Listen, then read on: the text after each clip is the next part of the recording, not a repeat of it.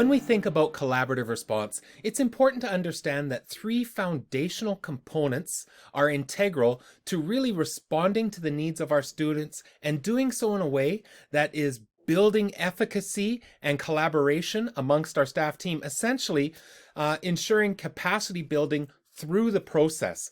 When we think of those three foundational components of collaborative structures and processes, data and evidence, and continuum of supports, it's really important to understand how the continuum of supports is designed to be able to help respond to the question, so what should we do? What should be our response? When we think about that continuum of supports, it's important to understand that we think through it in regards to 4 tiers of support. Now, incredibly important that when we think of these tiers, it's with the understanding that we tier the supports, not the students. In a traditionally 3-tiered model of response, we look at universal, then strategic or targeted, and then individualized. Within collaborative response, we really take that universal and split it out into 2 tiers so that we understand that in time, Tier 1 becomes the supports that we provide across all classrooms for all students. Tier 2 become the supports that we provide still within the classroom, but for some students, some of the time. Essentially, the differentiated strategies, accommodations, and interventions that we can put in place as directed or provided by the classroom teacher. Tier 3 become those supports provided beyond the classroom teacher, and Tier 4 become the supports provided from beyond the school, those external supports that we look to put in place for students with higher levels of need within our school. But again, the supports are what are tiered, not our students. So when we think about a traditional pyramid, and this is why we've moved away from the language of a pyramid of interventions to rather a continuum of supports. First off, intervention is only one of the different types of ways that we can respond. Supports is a much broader term to encompass the instructional practices, strategies, accommodations, and interventions that we can put in place.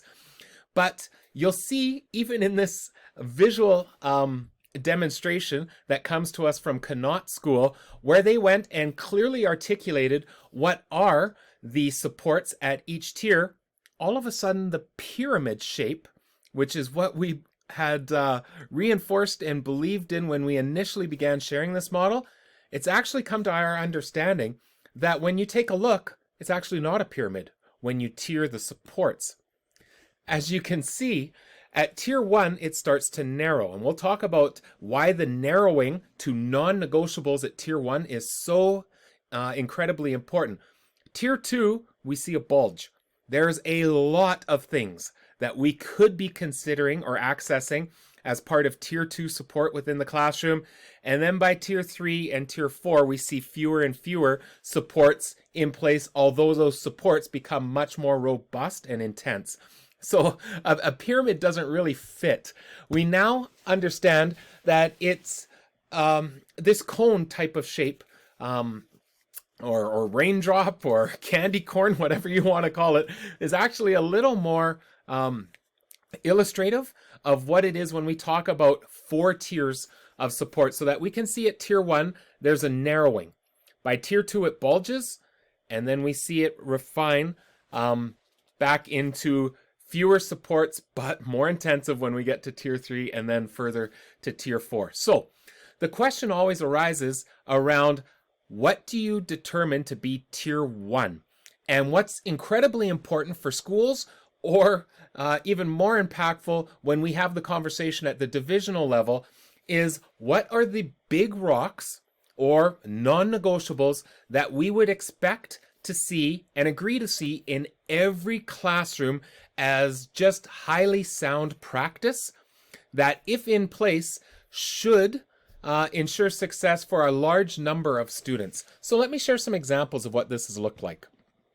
At Whitecourt Central School, when the school engaged in the development of a literacy continuum of supports, and it's important to understand that when we move toward the development of a continuum, to pick a focus area that we want to be able to look at, whether that's literacy, numeracy, well-being, executive functioning, relationships. I'll share a few different examples. We want to hone in on that area we want to impact and then articulate what are the supports that we would see at each tier.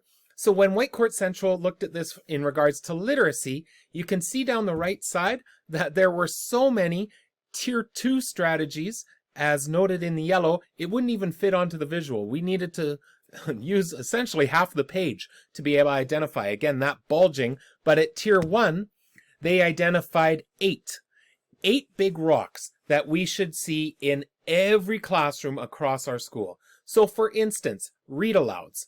There is no longer the question of, do we do read alouds in our class or not?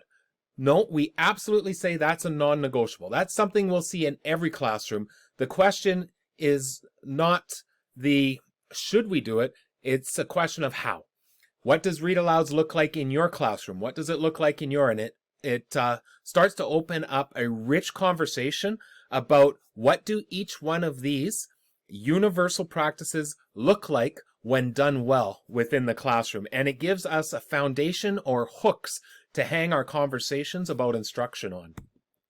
For 4 K-6 schools in Edmonton Public, they went about the work of co-creating their Tier 1 non-negotiables for numeracy.